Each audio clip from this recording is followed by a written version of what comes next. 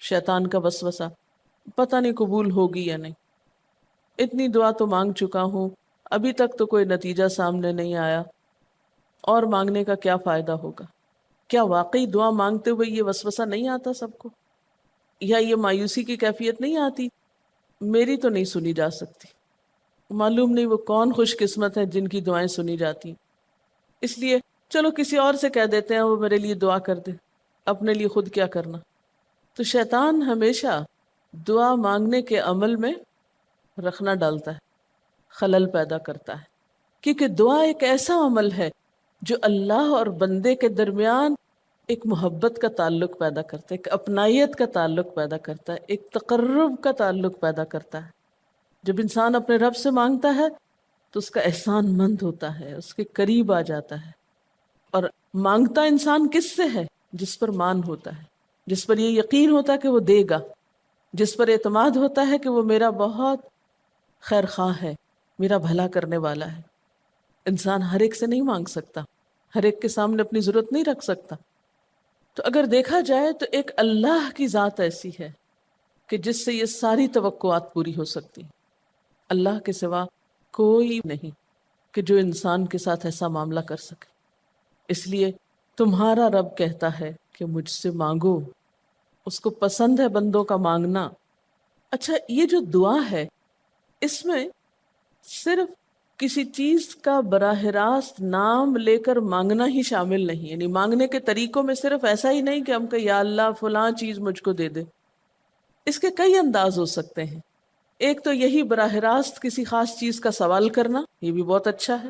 بندوں سے سوال کرنا برا ہے، لیکن اللہ تعالیٰ سے سوال کرنا تو عبادت کا درجہ رکھتا ہے۔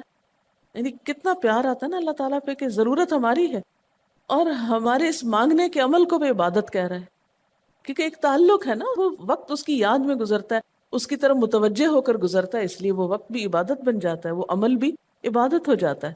تو ایک تو یہ کہ جیسے ہم سوال کرتے ہیں اللہم انی اسألک کہہ کے دعا مانگتے ہیں، یہ جتنی مسنون دعا میں آپ نے دیکھا ہوگا اسألک برابر سوال کا لفظ ہے۔ لیکن کچھ دعائیں ایسی ہوتی ہیں جس میں سوال نہیں کیا جاتا، صرف اللہ تعالیٰ کی حمد و ثنا کر دی جاتی ہے، جیسے حضرت ایوب علیہ السلام نے کہا تھا انی مسنی الضر وانت ارحم الراحمین۔ یہ بھی دعا کا ایک انداز ہے، مانگا کچھ بھی نہیں، بس اپنی تکلیف کا اظہار کر دیا اور اللہ تعالیٰ کی حمد و ثنا کر دی، مجھے تکلیف پہنچی ہے اور آپ سب سے بڑھ کے رحم فرمانے والے۔ یہ بھی نہیں کہا آپ رحم فرمائیے، کہ آپ تو سب سے بڑھ کے رحیم ہیں اور میری تکلیف آپ جانتے ہیں۔ یہ بھی ایک سٹائل ہے۔ اسی طرح کوئی ذکر کر دینا، مثلا استغفار پڑھنا۔ اب استغفار پڑھنے والے کے لیے کتنی خوشخبریاں ہیں کہ اس کا ہر مسئلہ آسان ہو سکتا ہے اس کی وجہ سے۔ خیر اس میں تو بخشش کی طلب ہوتی ہے، ایک طلب کا انداز ہے، لیکن استغفار جو ہے وہ عام دعا سے ذرا مختلف ہے۔ اسی طرح درود شریف پڑھنا، اس میں اپنے لیے تو آپ کچھ بھی نہیں مانگ رہے ہوتے، نبی صلی اللہ علیہ وسلم کے لیے مانگ رہے ہیں، لیکن وہاں کیا ہو رہا ہے کہ جب آپ ان کے لیے رحمت کی دعا مانگتے ہیں اللہ تعالیٰ آپ پہ 10 رحمتیں فرماتے ہیں۔ یہ بھی ایک مانگنے کا انداز ہے۔ اب درود شریف پڑھنا جو ہے باعث برکت بھی ہے، عبادت بھی ہے، ذکر بھی ہے، اور ایک طرح کی دعا بھی ہے۔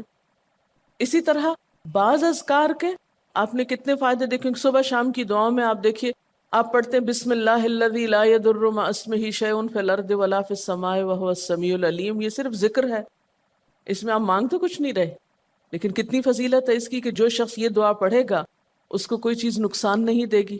اس میں آپ یہ نہیں کہہ رہے کہ یا اللہ میں تجھ سے سوال کرتا ہوں کہ ہر نقصان دہ چیز کو مجھ سے دور کر دے، نہیں۔ پھر اسی طرح اللہ تعالیٰ کی حمد و ثنا کے جو کلمات ہیں، مثلا لا الہ الا اللہ وحدہ لا شریک لہ لہ الملک ولہ الحمد وہو علی کل شیء قدیر۔ عرفات کی حدیث میں آتا ہے کہ آپ نے فرمایا کہ عرفات میں میری دعا اور مجھ سے پہلے انبیاء کی دعا یہ کلمہ ہے، یہ لا الہ الا اللہ۔ اب اگر دیکھا جائے تو اس میں تو کوئی دعا کی بات نہیں، یہ تو صرف اللہ کا ذکر ہے۔ تو یہ بھی مانگنے کا ایک طریقہ ہے، ہم مانگے کچھ نہیں، بس صرف ذکر کرتے رہیں اس کا بیٹھ کے۔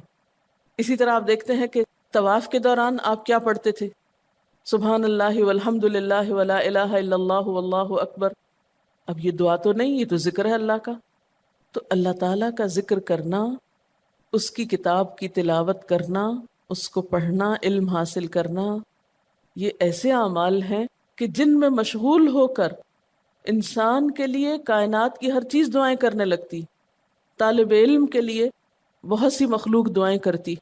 آپ مشغول ہو گئے کسی اور کام میں، خدمت خلق میں یا علم حاصل کرنے میں، اور اللہ تعالیٰ کی مخلوق شروع ہو گئی آپ کے لیے دعائیں کرنا. عرش والے فرشتے آپ کے لیے دعائیں کرنے لگتے ہیں اگر آپ ایمان لا کر اچھے کام شروع کر دیں.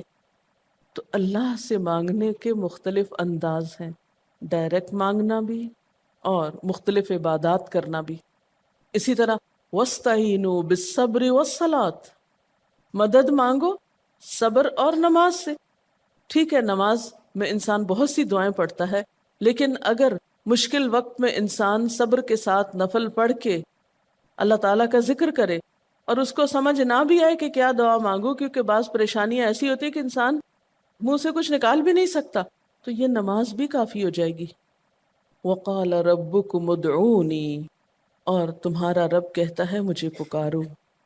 اور پکارنے کے کئی انداز ہیں. دل ہی دل میں پکارنا بھی آتا ہے، چپ کے پکارنا بھی آتا ہے، اونچی آواز سے پکارنا بھی آتا ہے، اکیلے پکارنا بھی آتا ہے، سب کے ساتھ مل کے دعا کرنا بھی آتا ہے. کوئی دعا مانگ رہا ہو تو آمین کہنے سے بھی بات بن جاتی. مجھے یاد ہے کہ ایک دفعہ میں عمرے پر گئی اور طواف کے بعد جہاں میں نفل پڑھ رہی تھی، تو نفل کے بعد میں نے سوچا کہ میں اپنی دعا کرتی ہوں. اتنے میں ایک شخص عربی میں کوئی دعا مانگ رہا تھا. اتنی خوبصورت دعا تھی کہ میں نے ایسی دعا کسی سے نہیں کبھی سنی، اور میں نے صرف آمین کہنا شروع کر دیا. میں نے کہا یا اللہ، میری تو نہ زبان میں اتنی بلاغت و فصاحت ہے، نہ مجھے اتنی باتیں آتی ہیں، مجھے تو مانگنا بھی نہیں آتا، تو بس جو کچھ یہ مانگ رہا ہے مجھے بھی یہی دے دے. میں نے صرف آمین آمین آمین کہنا شروع کر دیا. یہ کتنا بڑا اس کا احسان ہے کہ ہم آمین کہہ کے بھی شامل ہو جاتے ہیں دوسروں کی دعاؤں میں. تو اسی لیے دعا کو عبادت کا نچوڑ کہا گیا، کریم، خلاصہ، ساری عبادت کا اوپر کا حصہ. اور ویسے بھی اگر دیکھا جائے تو ہر نماز میں بہت سی دعائیں ہیں. ہر موقع کی اللہ کے رسول صلی اللہ علیہ وسلم نے مختلف طرح کی ہمیں دعائیں سکھائی ہیں. سویرے جو آنکھ کھلتی ہے، سویرے کے اگر آدھی رات کو بھی کھلتی ہے، اس کی بھی دعا ہے. اس وقت سے لے کر کوئی کام ایسا نہیں دین کا یا دنیا کا، اچھا یا برا، جس کے لیے کوئی نہ کوئی دعا نہ موجود ہو. یعنی اتنا خوبصورت عمل ہے دعا مانگنا کہ جس کے لیے کسی خاص چیز کی قید بھی نہیں کہ کہیں بند کے بیٹھو تو ہی مانگو، کہیں پہنچو تو مانگو. نہیں، کہیں بھی مانگو، دن کو مانگو یا رات کو مانگو، کھڑے ہو کے مانگو یا بیٹھ کے مانگو، چلتے پھرتے مانگو یا چپ کے مانگو، منہ سے بولو بھی نہیں اور دل ہی دل میں مانگو تو بھی وہ سن لیتا ہے. کسی بھی طرح مانگ سکتے ہو، کہیں بھی کچھ بھی مانگ سکتے ہو.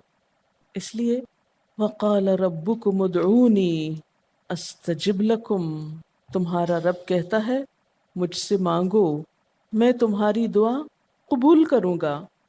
اور آپ کو پتہ ہے کہ ربکم یہ صرف مسلمانوں کا رب نہیں، رب تو ساری مخلوق کا ہے. کافر کا رب بھی وہی ہے، خواہ وہ مانے یا نہ مانے. اس لیے قبولیت دعا کے لیے مسلمان ہونا بھی شرط نہیں.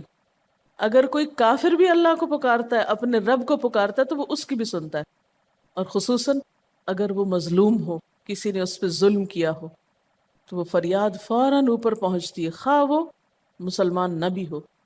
اس لیے یہ جو دعائیں ہیں یہ آپ سب کو بتا سکتے ہیں، مسلم نان مسلم سب کو سکھا سکتے ہیں، تاکہ وہ اپنے رب کو پکارے اور رب ان کو ہدایت دے. اور پھر آپ دیکھیں گے کہ دعا کے ذریعے جو اللہ تعالیٰ پر اعتماد بیٹھتا ہے، اور اگر وہ خصوصاً یہ کہ جلدی قبول ہو جائے، تو اس وقت جو ایک خصوصی شکر کی کیفیت آتی ہے. لیکن یہ کہ مایوس نہیں ہونا. بات میں یہ کر رہی تھی کہ اس کے لیے کوئی شرط نہیں کہ کوئی شخص بہت نیک مسلمان ہو یا بہت اچھا مسلمان ہو، وہ تو گناہ گاروں کی بھی سنتا ہے. اس لیے بعض اوقات لوگ جب مایوس ہونے لگتے ہیں نا کہ ہم تو بہت گناہ گار ہیں، ہماری نہیں سنی جائے گی، تو انہیں مایوس نہیں ہونا چاہیے. مایوس ہو کے کہاں جائیں گے سننے؟ کس سے مانگنے جائیں گے؟ ان کو بھی پکارنا چاہیے، خواہ کوئی کیسے بھی گناہ میں ڈوبا ہوا، کیسی بھی حالت میں ہو، اور اس کے لیے بھی مانگنا چاہیے.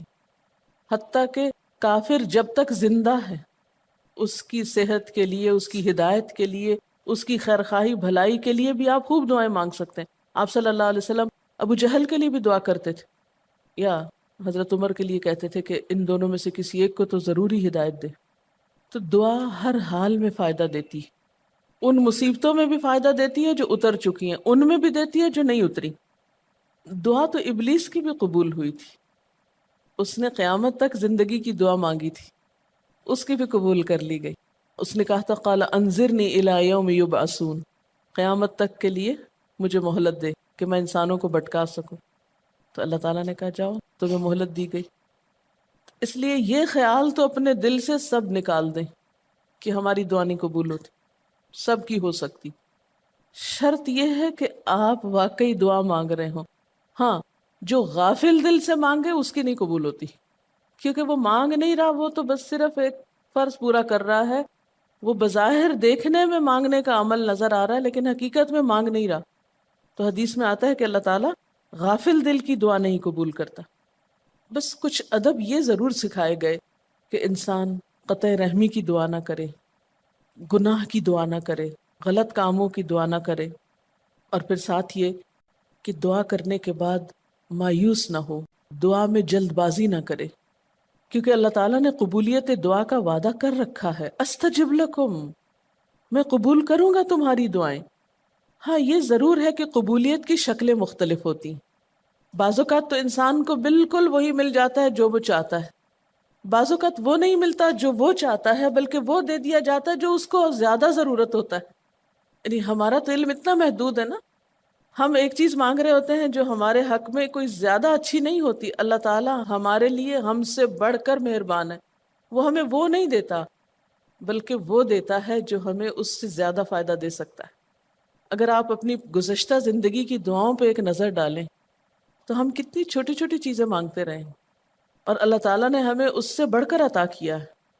ہم سب کو جو اللہ تعالیٰ نے دین کی سمجھ دی یا دین کو سیکھنے کا شوق دیا، ضروری نہیں کہ ہم سب نے یہ مانگا ہی ہو کہ اللہ تو ہمیں موقع دینا اپنے دین کو سیکھنے کے لیے، سکھانے کے لیے. لیکن یہ ضرور ہو سکتا ہے کہ ہم زندگی میں کچھ اور مانگتے رہے اور ہمیں وہ نہیں ملا، یہ نعمت مل گئی اور وہ ہمارے حق میں زیادہ بہتر ہو گئی.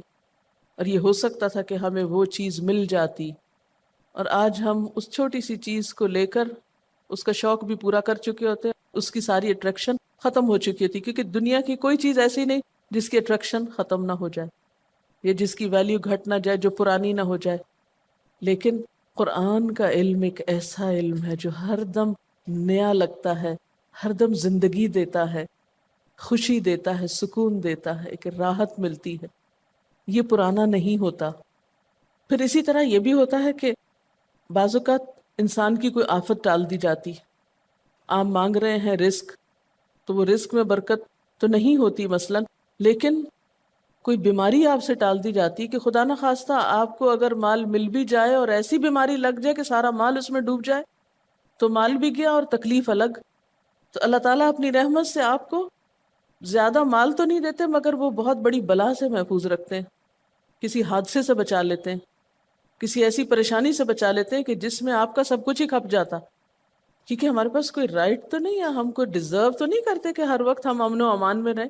ہمارے اپنے گناہوں کی بدولت، کئی بیرونی اسباب کی بدولت کوئی مشکل، کوئی حادثہ، کوئی مصیبت کسی بھی وقت آ سکتی جو دنیا میں مختلف لوگوں پر آتی رہتی. ہم ہر امن ڈیزرو تھوڑی کرتے ہیں، یہ تو اللہ کی عنایت اور رحمت اور نعمت ہے کہ وہ جو ہمیں دیے ہوئے یہ. اور یہ عین ممکن ہے کہ ہم کوئی اور دعا مانگتے ہوں اور اللہ تعالیٰ اس کی بجائے ہمیں عافیت میں رکھے ہوئے ہو، ایک پرسکون زندگی دیے ہوئے ہیں ہمیں کہ ہمارے ہاتھ پاؤں سلامت ہیں، ہم بول سکتے ہیں، ہم دیکھ سکتے ہیں، ہم کھا پی سکتے ہیں، ہم چل پھر سکتے ہیں، ہم کسی کے محتاج نہیں ہیں. کتنا بڑا احسان ہے اس کا. اس لیے اگر کوئی دعا وقتی طور پر بعین ہی قبول نہیں ہوتی، بعین ہی کا کیا مطلب ہے؟ ایز اٹ از، جس طرح ہم چاہتے ہیں، تو بھی کوئی بات نہیں، صبر کرنا چاہیے. لیکن یہ نہیں سوچنا چاہیے کہ نہیں اللہ تعالیٰ دعا نہیں سنتا. ایک اور جگہ پر بھی فرمایا وَإِذَا سَأَلَكَ عِبَادِي عَنِّي فَإِنِّي قَرِيبٌ أُجِيبُ دَعْوَةَ الدَّاعِ إِذَا دَعَانِ فَلْيَسْتَجِيبُوا لِي وَلْيُؤْمِنُوا بِي لَعَلَّهُمْ يَرْشُدُونَ. جب میرے بندے آپ سے میرے بارے میں سوال کریں تو آپ بتا دیجئے کہ میں قریب ہوں، بہت قریب ہوں. اجیب دعوت الداعی، میں پکارنے والے کی پکار کا جواب دیتا ہوں. استجب لکم، قبول کرتا ہوں. یہ ایسے دل کے بہلانے کے لیے نہیں کہا گیا، یہ حقیقت ہے، یہ سچ ہے، اس پر ہمارا ایمان اور یقین ہونا چاہیے پختہ، اور اس کو چھوڑ کر اوروں کے پاس نہیں جانا چاہیے، کسی اور سے نہیں مانگنا چاہیے، صرف اسی سے مانگنا چاہیے، کیونکہ یہ عبادت بھی ہے اور پھر وہ ہر چیز دینے کے قابل بھی ہے، اس کی قدرت، اس کا علم، اس کی رحمت ہر چیز پہ چھائی ہوئی ہے، اس لیے اس سے مانگتے چلے جاؤ، اور پھر کبھی ایک انداز سے، کبھی دوسرے انداز سے، کبھی تیسرے انداز سے، لیکن اس سے ہمیشہ اچھی امید رکھو، لا تقنطوا من رحمت اللہ۔ لیکن اس کے ساتھ ساتھ ہمیں کچھ فارمل آداب بھی سکھائے گئے ہیں، ایٹ ٹائمز ان کا بھی لحاظ رکھنا چاہیے، یعنی ہر وقت دعا مانگنے کے لیے فارمل انداز اختیار کرنے کی ضرورت نہیں ہے۔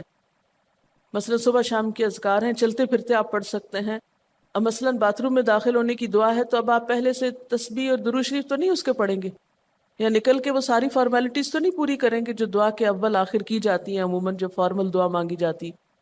تو ایٹ ٹائمز آپ بس ڈائریکٹ دعا مانگ لیں، ایٹ ٹائمز آپ پوری فارمیلٹیز کے ساتھ مانگ لیں، اور اس میں آپ دیکھیے کہ فارمل دعا مانگنے کا طریقہ کیا ہے کہ اللہ تعالیٰ کی حمد و ثنا سے شروع کیا جائے، نبی صلی اللہ علیہ وسلم پر درود بھیجا جائے، پھر اسی طرح یہ ہے کہ دعا میں عاجزی ہونی چاہیے، مانگنے کا انداز غالب ہونا چاہیے، شعر کے انداز میں چیخ چلا کے دعا نہیں مانگنی چاہیے، یا تقریر کے انداز میں دعا نہیں مانگنی چاہیے، امید اور خوف کے درمیان اعتدال کے ساتھ، پھر اسی طرح یہ کہ دعا میں مبالغہ آرائی نہیں کرنی چاہیے، پھر اسی طرح کچھ چیزیں ایسی ہیں کہ جن کا اگر اہتمام کبھی ہو سکے، کبھی کبھار تو بہت اچھا ہے، اور خصوصی جو قبولیت کے اوقات ہیں ان کا لحاظ رکھتے ہوئے ان مواقع سے فائدہ اٹھانا چاہیے، مثلا رات کے تیسرے حصے میں یعنی سحر کے وقت، پھر اسی طرح اذان اور اقامت کے درمیان، صف میں کھڑے ہو کر، صدقہ کرنے کے بعد، کوئی بھی نیکی کا کام کرنے کے بعد، عصر کی آخری گھڑی میں، جمعے کے دن ایک خاص گھڑی میں، سجدے میں دعا، رات کو آنکھ کھل جانے پہ دعا، امر بالمعروف اور نہی عن المنکر کے بعد دعا، تلاوت قرآن کے بعد دعا، عرفہ کے دن کی دعا، رمضان کے مہینے میں خصوصاً روزہ افطار کرتے وقت دعا، پھر عادل امام کی دعا، مسافر کی دعا، بارش کے وقت کی جانے والی دعا، یہ خاص قبولیت کے اوقات اور اسباب ہیں، پھر اتحیات اور درود شریف کے بعد کی جو دعا ہے جو ہم بیٹھ کے نماز کے آخر میں پڑھتے ہیں، یہ بھی صرف رب جعلنی تک ہی نہیں بلکہ اس سے زیادہ دعائیں بھی ہیں۔ پھر اسی طرح جب اللہ تعالیٰ پر بہت پیار آ رہا ہو، بہت دل اس کی طرف متوجہ ہو، کیونکہ اللہ تعالیٰ غافل دل کی دعا نہیں سنتے، تو جب دل بہت متوجہ ہو تو فوراً دعا کے بھی فائدہ اٹھا لیں۔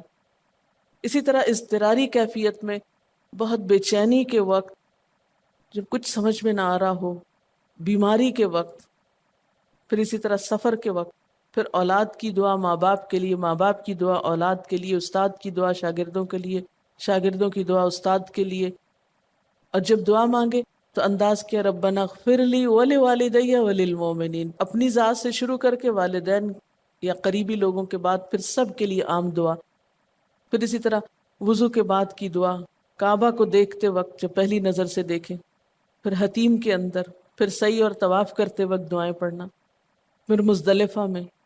لیکن یاد رکھیے کہ ان قبولیت کے خاص مواقع اور مقامات کے علاوہ دعا تو کسی بھی وقت کی جا سکتی اور کوئی بھی گھڑی قبولیت کی گھڑی ہو سکتی، اس لیے ہمیشہ دعا مانگتے وقت یہ یقین رکھیں کہ اللہ تعالیٰ قبول کرے گا، مایوسی کے ساتھ دعا نہ ہو، کیونکہ جتنی ہماری دعا کے اندر یقین کی کیفیت ہوگی اتنا ہی انشاءاللہ قبولیت کے چانسز زیادہ ہوں گے۔ یعنی عزم کے ساتھ دعا مانگنی چاہیے، یہ نہیں کہنا چاہیے یا اللہ تو چاہے تو قبول کر، نہیں چاہتا تو نہ کر، یہ نہیں کہنا چاہیے کبھی بھی، نہیں یا اللہ تو کر سکتا ہے تو قبول فرما۔ پھر اسی طرح آپ دیکھیں کہ مظلوم کی بد دعا جو ہے وہ بہت تیزی سے قبول ہوتی، کہتے ہیں نا مظلوم کی بد دعا سے بچو کیونکہ وہ کہاں جا پہنچتی ہے؟ ساتویں آسمان تک۔ اور پھر آپ دیکھیے کہ نبی صلی اللہ علیہ وسلم نے فرمایا لا يرد القضاء الا الدعاء، قضا کو کوئی چیز نہیں ٹال سکتی مگر دعا، یعنی تقدیر بھی بدل دیتی۔ آپ صلی اللہ علیہ وسلم نے فرمایا آدمی جب کبھی اللہ سے دعا مانگتا ہے اللہ تعالیٰ اسے یا تو وہی چیز دے دیتا ہے جس کی اس نے دعا کی تھی، یا اس درجے کی کوئی بلا آنے پہ اس سے روک دیتا ہے۔ آپ صلی اللہ علیہ وسلم نے فرمایا بندے کی دعا قبول کی جاتی ہے بشرطے کہ وہ کسی گناہ کی یا قطع رحمی کی دعا نہ کرے اور جلد بازی سے کام نہ لے۔ عرض کیا گیا جلد بازی کیا ہے یا رسول اللہ؟ فرمایا جلد بازی یہ ہے کہ آدمی کہے میں نے بہت دعا کی مگر میں دیکھتا ہوں کہ میری دعا قبول ہی نہیں ہوتی، اور یہ کہہ کر آدمی تھک جائے اور دعا مانگنی چھوڑ دے۔